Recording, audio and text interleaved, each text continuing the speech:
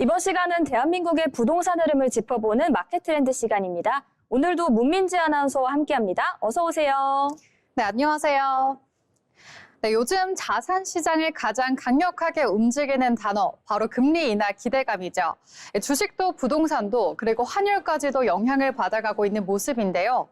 이 기대 하나에 너무나도 민감하게 반응하고 있는데 그렇다면 지금이 진짜 전환점일지 오늘 시장에서 하나씩 분석을 해보도록 하겠습니다.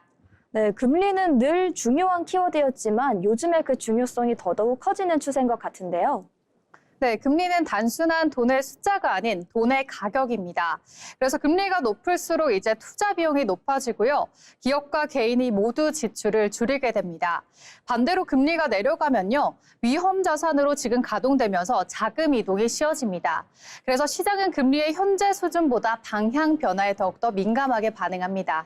네, 현재 금리가 어떤지 보다는 어떤 방향으로 변화할지에 더 초점을 가지면 좋을 것 같은데요. 그렇다면 지금은 이미 금리의 인하가 시작된 시점일까요? 네, 아직은 아닙니다. 지금은 금리 인하 기대 구간이다라고 보실 수가 있겠고요. 이 구간에서 정책보다는 심리가 먼저 반응합니다. 이제 정점은 지났다라는 생각이 퍼지면서 자산 가격이 선반영되는 구조입니다. 하지만 기대와 현실 사이에서는 항상 시간차가 있습니다. 네, 과거에도 이러한 흐름이 있었던 것으로 기억을 하는데요. 네, 맞습니다. 2008년도와 2020년도 모두 금리 인하 직전에 시장이 먼저 반응을 했습니다. 이제 초기에는 변동성이 정말 컸는데요. 초기 반등이 곧바로 구조적 상승으로 이어지지 않았습니다. 그래서 지금은 더욱더 신중한 해석이 필요하겠죠. 네, 금리의 중요성이 커지는 시점이지만 그만큼 그 해석에는 더 신중을 가해야 될 것 같다. 이 정도로 요약해 볼 수 있을 것 같습니다. 그리고 최근에 증시 역시 상당히 빠르게 변화하고 있는 상황인데요. 네, 맞습니다. 특히 기술주와 성장주가 더욱더 민감하게 반응을 하고 있는 모습인데요. AI 반도체, 그리고 2차 전지처럼 미래의 기대가 큰 섹터가 바로 금리에 민감하게 반응을 하게 되고요. 또 금리는 연료고 기업의 실적은 엔진입니다. 그래서 엔진이 약하면 상승이 좀 오래가기 힘들겠죠. 네, 금리는 연료고 실적은 엔진이다. 이 비유를 통해서 많은 것을 깨달을 수 있을 것 같습니다. 그렇다면 수급 측면에서는 어떤 변화가 보이고 있을까요? 네, 외국인 자금이 일부 유입되고 있습니다. 금리 인하 기대는 환율 안정 기대와도 연결이 됩니다. 자금이 들어오기 시작하면요, 지수는 생각보다 빠르게 움직일 수가 있고요. 하지만 그 흐름이 계속해서 지속되는지는 확인해 볼 필요가 있겠습니다. 네, 이 관련된 흐름을 지속적으로 잘 살펴보면 좋을 것 같습니다. 그리고 부동산 시장은 아직은 조심스러운 분위기인데요. 네, 왜냐하면 부동산은 대출과 직접 연결이 되기 때문이죠. 주식보다 느리게 반응을 하게 되겠고요. 거래량이 먼저 움직이고 그리고 그다음에 가격이 따라옵니다.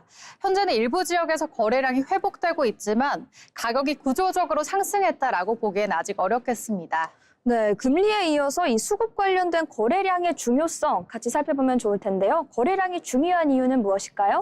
네, 왜냐하면 거래량은 심리와 밀접하게 연관이 되어 있기 때문입니다. 가격은 늦게 반응하지만 지금 움직여보자라는 판단은요, 계약으로 먼저 나타납니다. 그래서 거래량은 초기 신호로 해석을 할 수가 있겠습니다.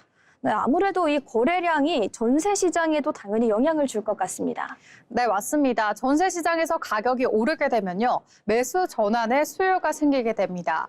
전세가 안정되면 매수는 줄어들게 되겠죠.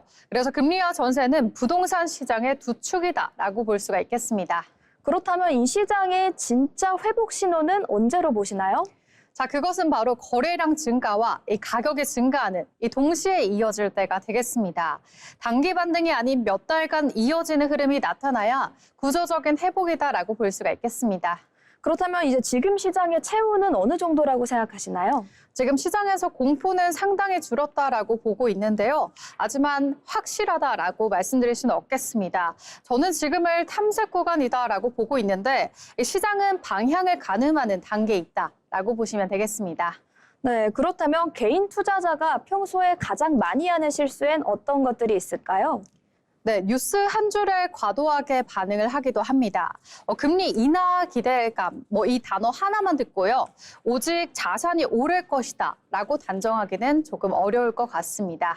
그렇다면 이제 실거주자의 판단도 중요할 것 같은데 실거주자 같은 경우에는 어떤 기준을 세워서 판단을 내리는 게 좋을까요? 네, 실거주자는요, 시장의 타이밍보다 자금 구조를 우선적으로 볼 필요가 있겠습니다. 대출 상환 능력과 그리고 보유 기간을 먼저 점검할 필요가 있겠죠. 시장 흐름은 참고 자료일 뿐이다라는 거 잊지 마시기 바라겠습니다. 네, 이렇게 실거주자의 경우에는 시장의 타이밍보다는 자금의 구조를 우선시해줘야 된다는 점 짚어주셨습니다. 그렇다면 투자자의 입장도 좀 다를 것 같은데요. 네, 맞습니다. 투자자는 유동성과 수급, 그리고 실적을 함께 보시는 것이 좋습니다. 그리고 한 번에 들어가기보다는 분할 접근이 당연히 중요하겠죠. 초기 구간은 항상 변동성이 크기 때문에 우리가 그런 부분들을 잘 지켜나가는 것이 좋겠습니다. 네, 초기 구간의 변동성이 큰 부분까지 유의해서 투자하시면 좋을 것 같고요. 다음으로 우리가 놓치기 쉬운 마지막 리스크에는 어떤 것들이 있을까요? 네, 우리가 생각하지 못하는 이 글로벌 경기 둔화와 그리고 정책 변화, 지정학 변수 이런 것들을 놓치셔는 안 될 것 같고요. 시장은 항상 예상 밖으로 요인이 흔들리게 됩니다. 그래서 과도한 낙관은 경계하는 것이 좋겠습니다.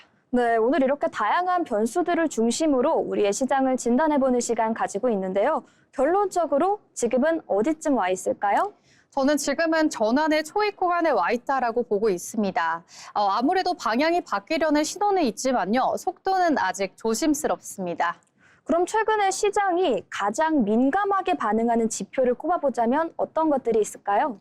지금 시장은 단순히 금리 발표보다 이 물가 흐름과 고용 지표에 더욱더 민감한 시장이다라고 보실 수가 있겠습니다. 물가가 안정돼야 금리 인하 명분이 생기고요. 고용이 급격히 둔화되면 또 다른 불안 요인이 생겨납니다. 그래서 시장은 지금 인하 가능성을 근거를 찾아가는 과정 중에 있겠고요. 그래서 작은 숫자 하나에도 변동성이 커질 수가 있겠습니다. 네, 저희 계속해서 오늘 금리의 중요성에 대해서 강조를 하고 있긴 하지만 지금 금리가 그 어떤 수준에 있냐 보다는 물가의 흐름과 고용 지표 등 거시적인 변수까지 같이 신경 써 주셔야 된다는 점 오늘도 다시 한번 기억해 주시면 좋을 것 같습니다. 그렇다면 지금 이 순간에 투자자들은 어떤 태도를 가지면 좋을까요? 네, 지금은 확신보다 균형이 필요한 시각입니다. 과도하게 낙관하기는 이르고요. 지나치게 비관하기에도 애매한 구간이 되겠습니다. 이럴 때일수록 자산 배분을 점검하고 또 리스크를 관리하면서 분할 접근 전략을 가져가는 게 중요합니다. 그래서 시장은 항상요. 기대에서 확인에서 확신, 이 순서로 움직이게 됩니다. 그래서 지금은 확인 전 단계에 가깝다라고 보실 수가 있겠죠.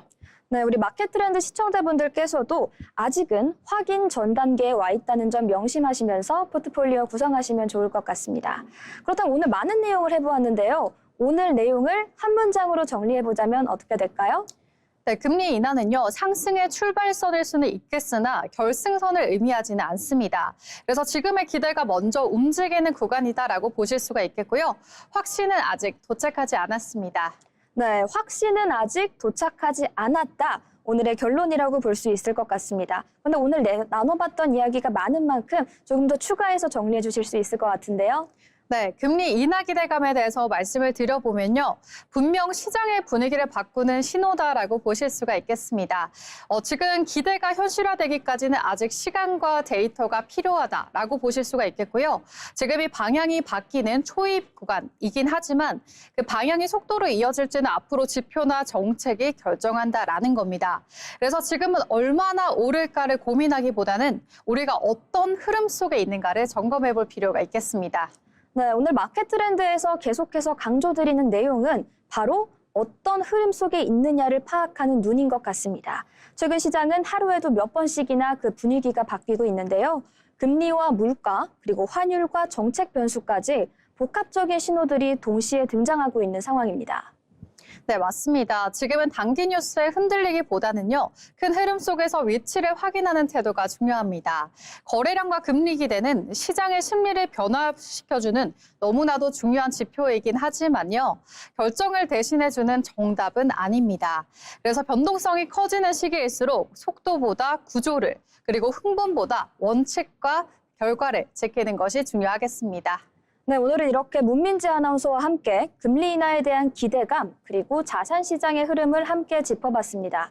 지금 시장은 전환의 초입일 수는 있지만요. 확신의 단계는 아니라는 점 오늘 계속해서 강조해드렸고요. 다음 시간에도 저희는 여러분의 부동산 판단에 도움이 되는 다양한 이슈로 찾아보겠습니다. 지금까지 마켓 트렌드였습니다.